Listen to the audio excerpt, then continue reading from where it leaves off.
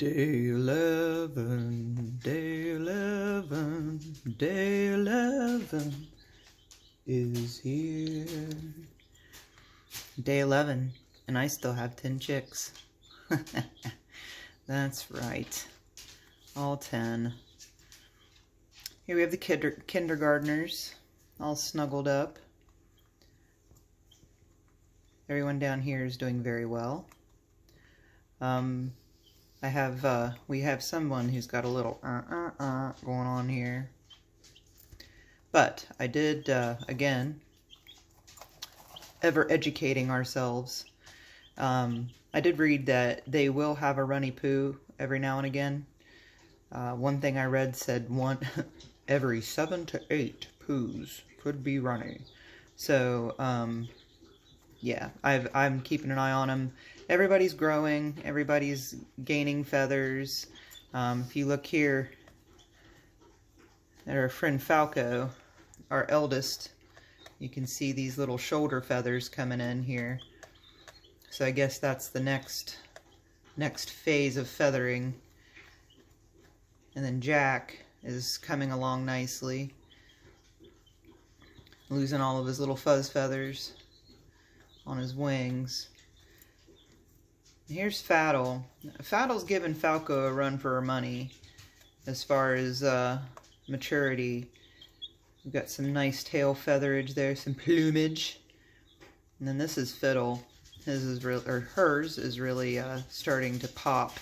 And also today I noticed a lot of white coming out in their wings, a lot more than was there previously.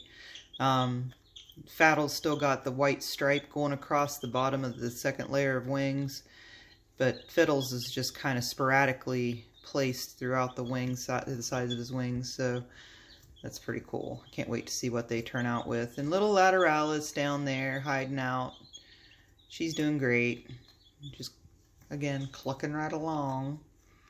Everybody seems quite happy with the kindergarten group. Munch, munch, munch. They certainly get a lot of that done. And then we go up here to our kindergartners. Oh, the preschoolers. The preschoolers. Gracious, gracious, the preschoolers. Okay, so with these guys, we've got the 2 stars of our first educational video, the crop. You can see Felicity's crop is still sticking out there on the left a little bit. I'm a little concerned about her. We've got Parabola, he's doing great. You can see his wings, her wings, are really popping. More layers of wings coming out. And Felicity's growing. She's not showing any signs of issue, even though her crop feels like about a marble, maybe a little bigger than a marble stuck in her throat. I'm really hoping that I can alleviate her with some of her issue, but her little wings are really coming in good now, so I hope that we can get her problem alleviated, not have any issue. Now with the Beanstalk brothers, we've got Fee, which we're calling Fifi, and that's this one right here. Fifi's having issues. Fifi is having a hard time pooping. She's doing the thing that Parabol did right before she died, although she's not showing any sign of distress. We're not having any issues with eating, drinking. She's not depressed. She's not off aloof by herself, not doing social chicken things. As you can see, she gets right in the crowd. She's a very voracious eater. She eats. The poops are not runny. They are not real hard. They're not like a strange color. They look fine. They appear fine. She's just having one hell of a time getting them out. I feel like when I catch her, because she'll do the standing up straight thing and the really sharp cheeks, and so I know she's pooping, so I'll come in here and it's like helping someone through childbirth. I feel like a midwife every time she has to poo, because I'm squeezing with her, trying to help, moral support for her to get it out. But when I do see her struggling like that, I've noticed it helps. I take a Q-tip and just kind of break it off as it's coming out, because it's actually usually quite a bit.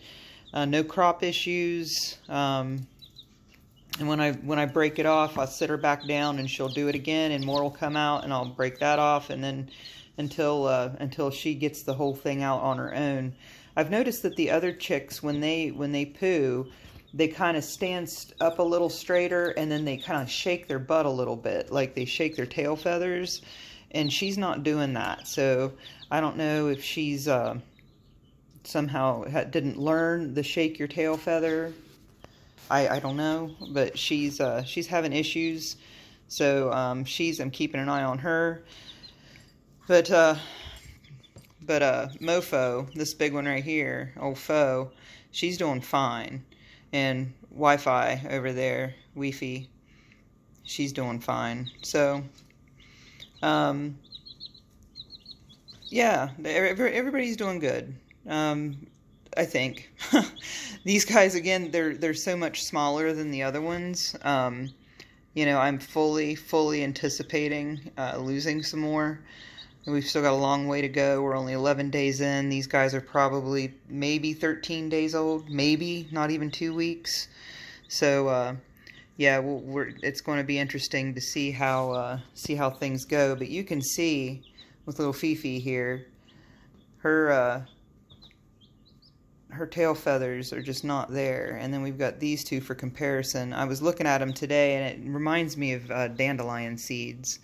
Like the little poof ball dandelions that you blow. Yeah, that's what their little tail feathers as they're coming out. The fuzz feathers as they're coming out, they come out like little dandelion seeds.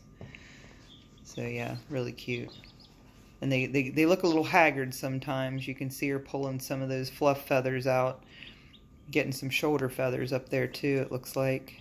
They both are. But they look a little haggard. They'll get some of the fluff halfway out, and then it'll just stick there. So they look a little odd.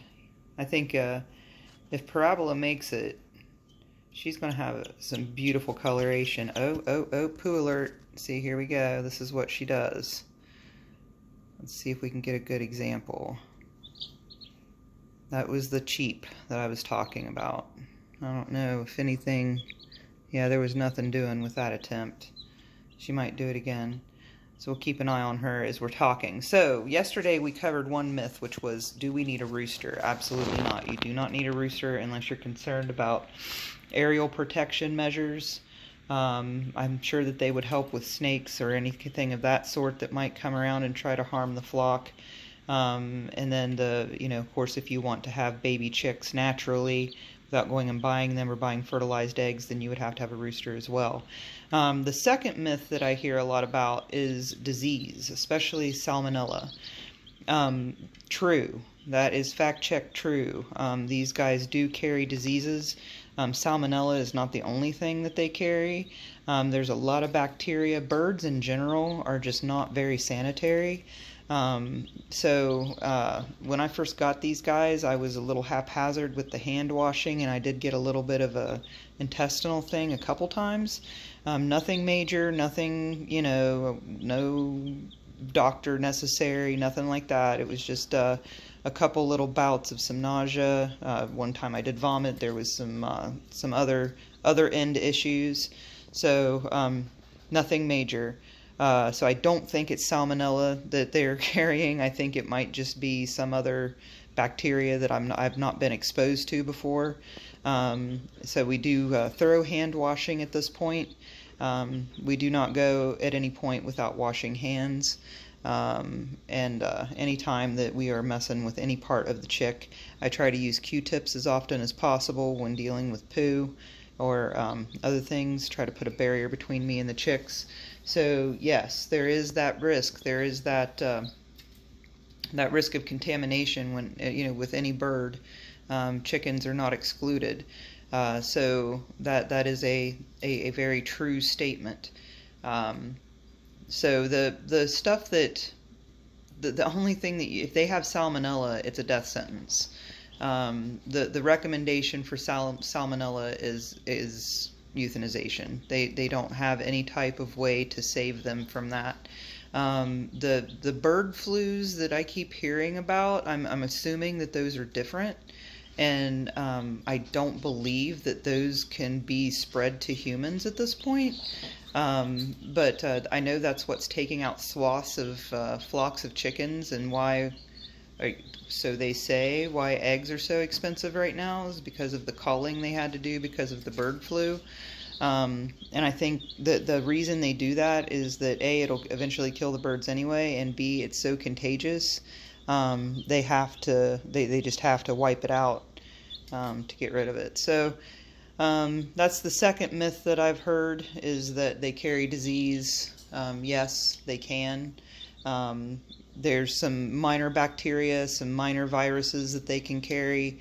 And this is all from what I read. I may be wrong. I may be absolutely lunatic out of my mind. But again, this is just sharing information that I've gathered. Again, if anybody has anything extra to add to that, or anything more that they feel might be helpful to add to that, please feel free to comment. Let me know where I've gone wrong. No, Felicity.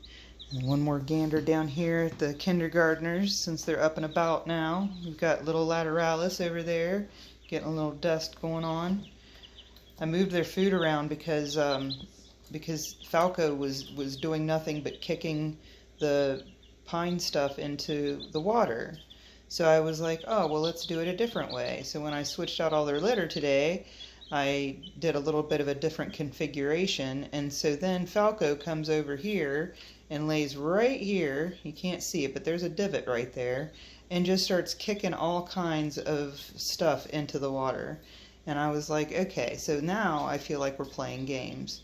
And I really feel like I should have named the blackbirds Heckle and Jekyll. Check if you get the reference there, because they do remind me of crows. But with old Fiddle here, you can kind of, now that he's up and about, you can kind of see that white coloration in his feathers. Her feathers. Sorry. And then same white stripe along the bottom edge. It's much more pronounced on Fiddle today. Looking quite chubs there, Fid. And then there you can see Falco's shoulder feathers coming in really good. I think these guys might be a little farther along in the feather development, actually. It looks like their shoulder feathers are looking pretty sharp there. Alright, here we are. On we go to day 12.